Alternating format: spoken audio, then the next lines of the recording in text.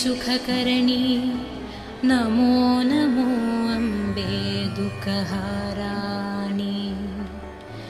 निरंकर है ज्योति तुम्हारी, त्यों लोक फिले उजियरी। शशिलीलत मुख महाविशाला, नेत्र लाल भ्रिकुति विकाराला। रूप माटुको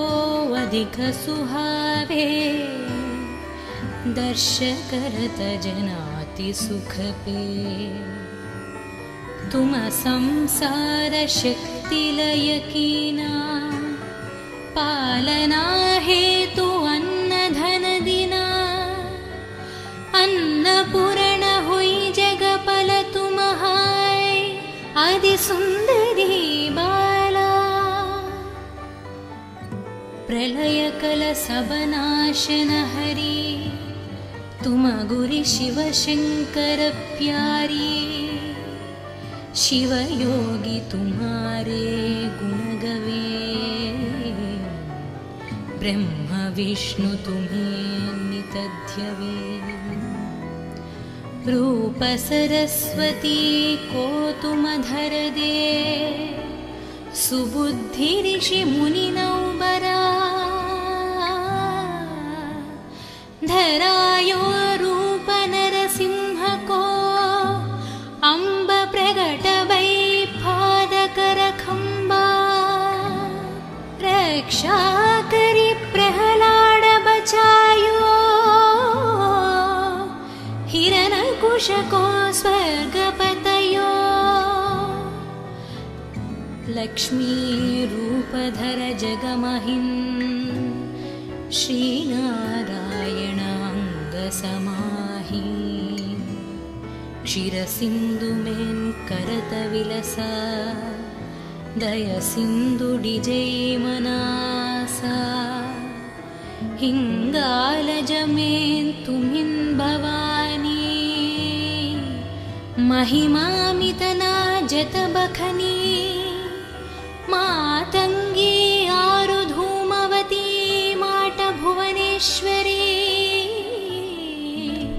बागल सुखदटा,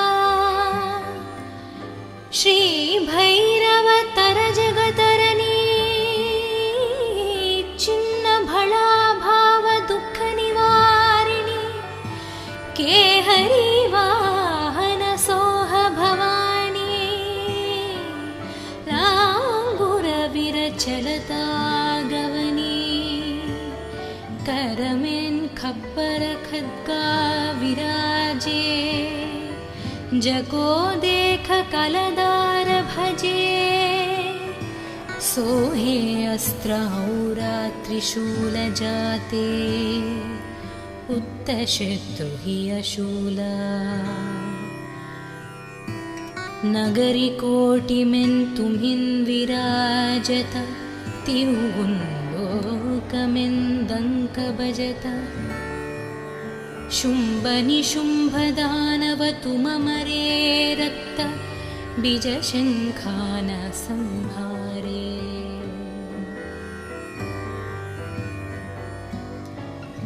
महिषासुरन नृपाति अभिमानि, जेहि अधवर महियाकुलनी। रूप करल कालिक धर सेन सहित तुमतिः संहारा। परिगाध संतान पर जब जब भै, सहाय माटु तुम टावा। अमरापुरी आरु बसवलोक टाब, महिमा सब रहे अशोक। ज्वाल में नहाई ज्योति तुम्हारी, तुम्हें सदा पूजे नारा नारी।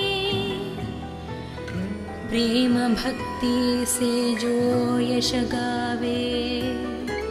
दुख दारिद्र निकट नहीं नावे। त्यावे तुम्हें जो नारा मन लय, जन्म मरणता कुच्छुति जय जोगी सुर मुनि कहत पुकरी योग न हो बिना शक्ति तुम्हारी शंकराचर जतप कीनो कामारु क्रोध जिति सबलीनो निशिदन ध्यान दारो शंकर को काहु कलन हिन सुमिरो तुमको शक्ति रूप को मन्मन पयो शक्ति गैठा बान पछतयो शरणागत हुई कीर्ति बखनी जय जय जय जगदम्ब भवानी भई प्रसन्न आदि जगदम्बदि शक्ति न हिंकि न विलंबा मोगु माट कष्ट अति घेरो तुम बिन कुन हारे दुख मेरो आशा त्रिशन निपत शत विमोह मदधिक सब विनशावै शत्रुनाशक की जय महारानी सुमिरो निकचित तुम्हें भवानी करो कृपा ही माट डैल रिद्धि सिद्धि दे करहु निहला जब लागी जयुदय फल पुन तुम्हारो यशमय सद सुनुन दुर्ग 40 जो जन गावे सब सुख भोग परम वदवे देवी दास शरण निज जानी करहु कृप जगदम्ब भवानी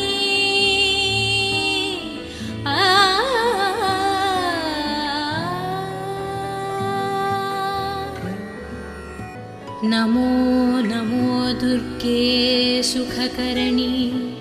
नमो नमो अम्बे दुःखहारानी निरंकर है ज्योति तुम्हारी त्यों लोक फिले उजियरी शशिलीलत मुख महाविशाला नेत्र लाल भ्रिकुति विकाराला रूप माटुको अधिक सुहावे दर्श करत जनाति सुख पे तुम संसार शक्ति लय कीना पालना हेतु अन्न धन दिना अन्नपूर्ण हुई जगपल तुम्हाय आदि सुंदरी बाला प्रलय कल सबनाशन हरि तुम गुरि शिव शंकर प्यारी शिव योगी तुम्हारे गुण गवे ब्रह्म विष्णु तुम्हें नितध्यवे रूप सरस्वती को तुम धर दे सुबुद्धि ऋषि मुनि नौबरा धरायो रूप नरसिंह को अंब प्रगट वै पादकर खंबा रक्षा करी प्रहलाद बचायो हिरण्यकुश को स्वर्गपतयो लक्ष्मी रूपधर जगमहिन् श्रीनारायण अंग समाहि क्षीर सिंधु में करत विलसा दय सिंधु डिजै मनासा हिंगाल जमें तुमिन भवानी महिमामितना जतबखनी मातंगी आरुधूमवती माट भुवनेश्वरी बागल सुखदटा श्री भैरव तर जगतरनी चिन्न भला भाव दुख निवारिणी के हरि वाहन सोह भवानी लांगुर विरचलता गवनी करमें खप्पर खद्गा विराजे जको देख कलदार भजे सोहे अस्त्र औरा त्रिशूल जाते पुत्त शत्रु हि अशूला नगरी कोटि में तुम्हिन् विराजत तिरुवुन् लोकमें दंक बजत शुंभ निशुंभ दानव तुममरे रक्त बीज शंखान संहारे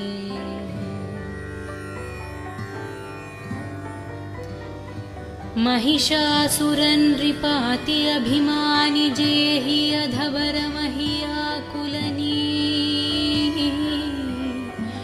रूप करल कालिक धर सेन सहित तुमतिः संहारा परिगाध संतान पर जब जब भई सहाय माटु तुमटाबा अमरापुरी यारु बसवलोकटाब महिम सब रहे अशोक ज्वाल में नहाई ज्योति तुम्हारी तुम्हें सदा पूजे प्रेम भक्ति से जो यश गावे दुख दारिद्र निकट नहिन्नावे त्यावे तुम्हें जो नारामनलै जन्म मरणता कुच्छुति जय जोगी सुर मुनि कहत पुकरी योग न हो बिना शक्ति तुम्हारी शंकराचर जतप कीनो कामारु क्रोध जिति सबलीनो निशिदन ध्यान दारो शंकर को काहु कल नहीं सुमिरो तुमको शक्ति रूप को मन मन पयो शक्ति गईटा मन पछतयो शरणागत हुई कीर्ति बखनी जय जय जय जगदम्ब भवानी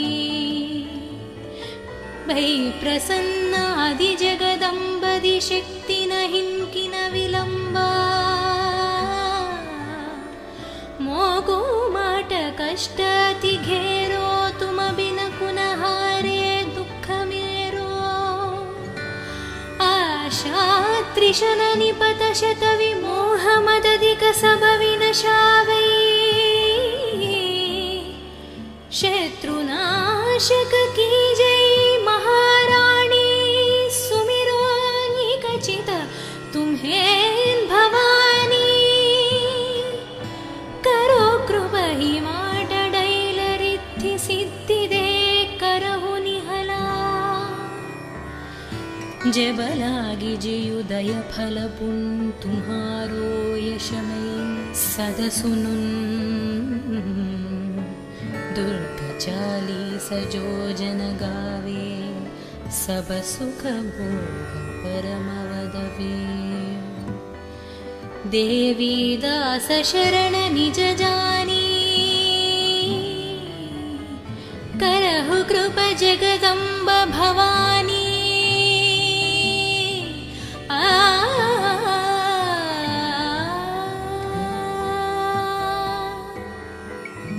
नमो नमो दुर्गे सुखकरणी नमो नमो अम्बे दुःखहाराणि निरंकर है ज्योति तुम्हारी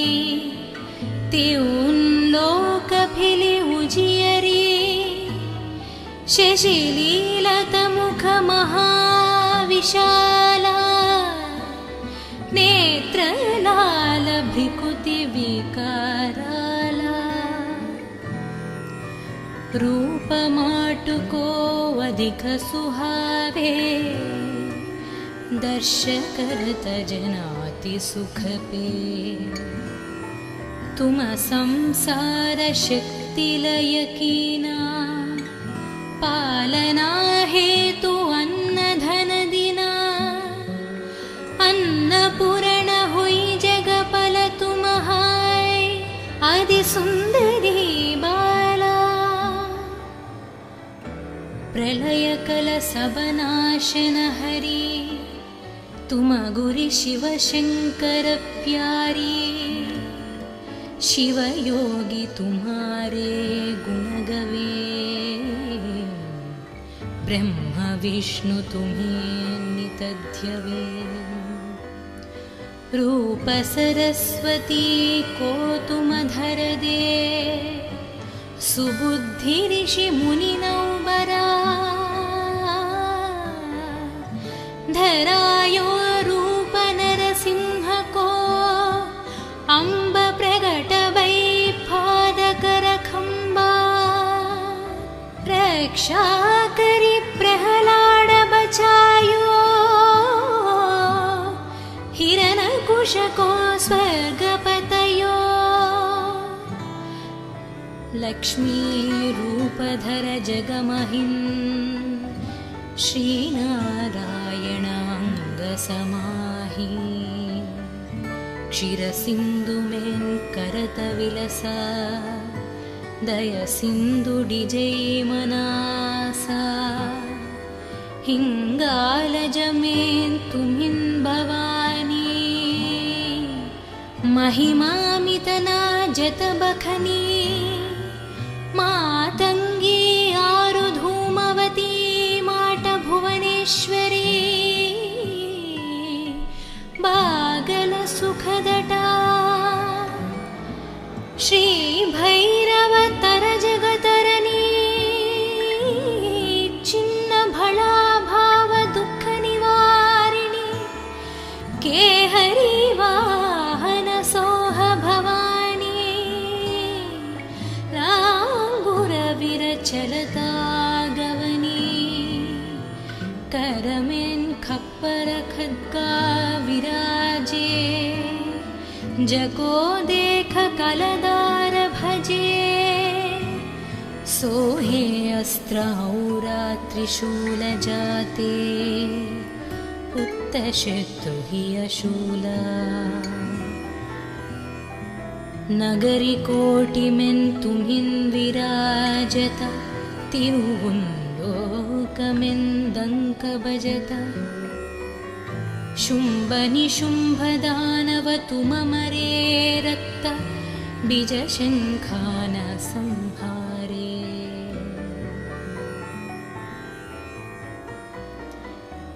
महिषासुरन नृपाति अभिमानि जेहि अधवर महियाकुलनी रूप करल कालिक धर सेन सहित तुमति संहारा परिगाध संतान पर जब जब भई सहाय माटु तुम टावा अमरापुरी यारु बसवलोक टाब महिम सब रहे अशोक ज्वाल में नहाई ज्योति तुम्हारी तुम्हें सदा पूजे नारा नारी प्रेम भक्ति से जो यश गावे दुख दारिद्र निकट नहीं नावे त्यावे तुम्हें जो नारा मनलै जन्म मरणता कुच्छुति जय जोगी सुर मुनि कहत पुकरी योग न हो बिना शक्ति तुम्हारी शंकराचर जतप कीनो कामारु क्रोध जिति सबलीनो निशिदन ध्यान दारो शंकर को काहु कलन हिन सुमिरो तुमको शक्ति रूप को मन्मन पयो शक्ति गैटा बमन पछतयो शरणागत हुई कीर्ति बखनी जय जय जय जगदम्ब भवानी भई प्रसन्न आदि जगदम्बदि शक्ति न हिंकिन विलंबा मोको माट कष्ट अति घेरो तुम बिन कुन हारे दुख मेरो आशा त्रिशन निपत शत विमोह मदधिक सब विनशावै शत्रुनाशक की जय महाराणी सुमिरो निकचित तुम्हें भवानी करो कृपा ही माट डैल रिद्धि सिद्धि दे करहु निहला जब लागी जियुदय फल पुन तुम्हारो यशमें सद सुनुन दुर्ग 40 जो जन गावे सब सुख भोग परम वदवे देवी दास शरण निज जानी करहु कृप जगदम्ब भवानी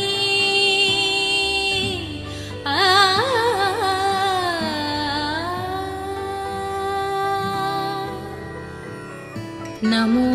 नमो दुर्गे सुखकरणी नमो नमो अम्बे दुःखहाराणी निरंकर है ज्योति तुम्हारी त्यों लोक फिले उजियरी शशिलीलत मुख महाविशाला नेत्र लाल भ्रिकुति विकाराला रूप माटुको अधिक सुहावे दर्श करत जनाति सुख पे तुम संसार शक्ति लय कीना पालना हेतु अन्न धन दिना अन्नपूर्ण हुई जगपल तुम हाय आदि सुंदरी बाला प्रलय कल सब नाशन हरि तुम गुरि शिव शंकर प्यारी शिव योगी तुम्हारे गुण गवे ब्रह्म विष्णु तुम्हें नितध्यवे रूप सरस्वती को तुम धर दे सुबुद्धि ऋषि मुनि नौबरा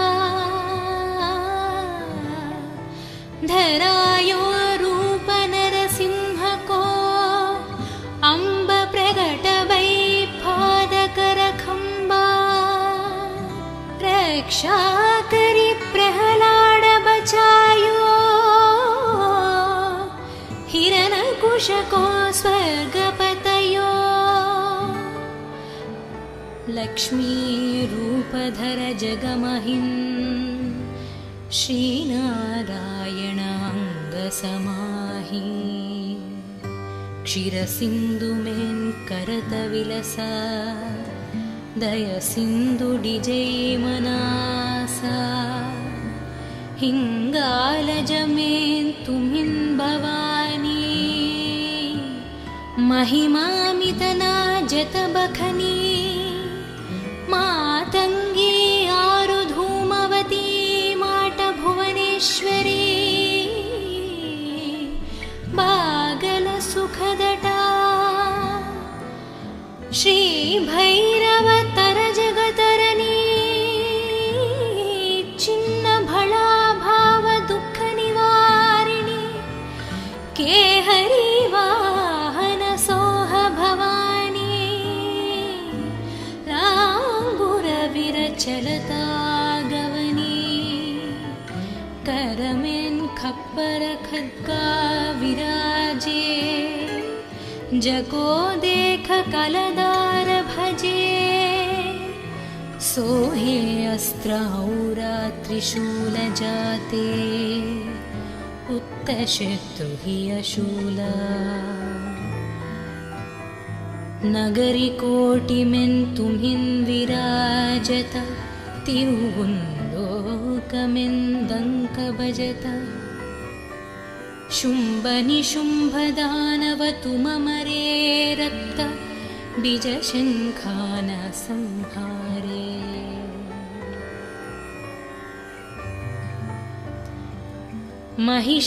महिषासुरनृपाति अभिमानि जेहि अधवर महियाकुलनी रूपकरल कालिकधर सेन सहित तुमतिः संहारा परिगाध संतान पर जब जब बै सहाय माटु तुमटाबा अमरापुरियारु बसवलोकटाब महिम सबरहे अशोक ज्वाल में हाय ज्योति तुम्हारी तुम्हें सदा पूजे नारा नारी प्रेम भक्ति से जो यश गावे दुख दारिद्र निकट नहिन्नावे त्यावे तुम्हें जो नारा मनलई जन्म मरणता कुच्छुति जय जोगी सुर मुनि कहत पुकरी योग न हो बिना शक्ति तुम्हारी शंकराचर जतप कीनो कामारु क्रोध जिति सबलीनो निशिदन ध्यान दारो शंकर को काहु कलन हिं सुमिरो तुमको शक्ति रूप को मन मन पयो शक्ति गैठा मन पछदयो शरणागत हुई कीर्ति बखनी जय जय जय जगदम्ब भवानी भै प्रसन्न आदि जगदम्बदि शक्ति नहिं किन विलम्बा मोगो माट कष्ट अति घेरो तुम बिन कुन हारे दुःख मेरो आशा त्रिशन निपत शत विमोह मदधिक सब विनशावै शत्रुनाशक की जय महारानी सुमिरो निकचित तुम्हें भवानी करो कृपहि माटडैलरिद्धि सिद्धिदे करहु निहला जबलागी जियुदय फल पुन तुम्हारो यशमयी सदसुनुन दुर्ग 40 जो जन गावे सब सुख भोग परम वदवे देवी दास शरण निज जानी करहु कृप जगदम्ब भवानी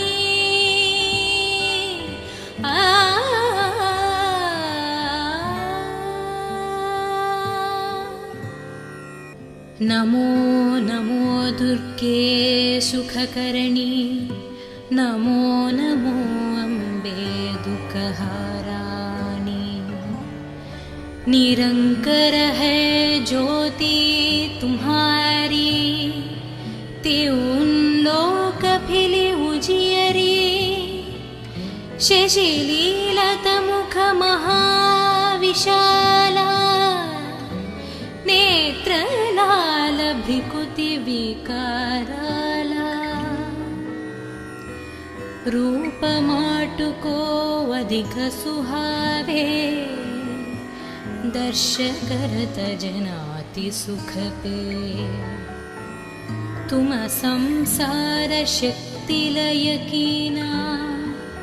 पालना हेतु अन्न धन दिना अन्नपूर्ण हुई जगपल तुम हाय आदि सुंदरी बाला प्रलय कल सबनाशन हरि तुम गुरि शिव शंकर प्यारी शिव योगी तुम्हारे गुण गवे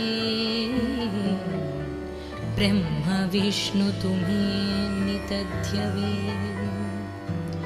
रूप सरस्वती को तुम धर दे सुबुद्धि ऋषि मुनि नौबरा धरायो रूप नरसिंह को अम्ब प्रगट वै पादकर खंबा रक्षा करी प्रहलाद बचायो हिरण्यकुश को स्वर्गपतयो लक्ष्मी रूपधर जगमहिन् श्रीनारायण अंग समाहि क्षीर सिंधु में करत विलसा दय सिंधु डिजय मनासा हिंगालज में तुमिन भवानी महिमामितना जत बखनी मातंगी आरु धूमवती माट भुवनेश्वरी बागल सुखदटा श्री भैरव तर जगतरनी चिन्न भला भाव दुख निवारिणी के हरि वाहन सोह भवानी लांगुर विरचलता गवनी करमेन खप्पर खद्गा विराजे जगो देख कलदार भजे सोहे अस्त्र औरा त्रिशूल जाते उत्त शत्रु ही अशूला नगरी कोटि में तुम्हिन विराजता तिरुं लोक में दंक बजता शुंभ निशुंभ दानव तुम मरे रक्त बीज शंखान संहारे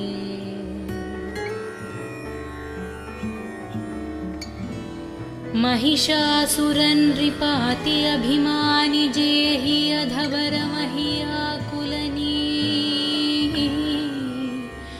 रूप करल कालिक धर सेन सहित तुमति संहारा परिगाध संतान पर जब जब भई सहाय माटु तुम टाबा अमरापुरी यारु बसवलोक टाब महिम सब रहे अशोक ज्वाल में नहाई ज्योति तुम्हारी तुम्हें सदा पूजे प्रेम भक्ति से जो यश गावे दुख दारिद्र निकट नहीं आवे त्यावे तुम्हें जो नारामनलै जन्म मरणता कुच्छुति जय जोगी सुर मुनि कहत पुकरी योग न हो बिना शक्ति तुम्हारी शंकराचार्य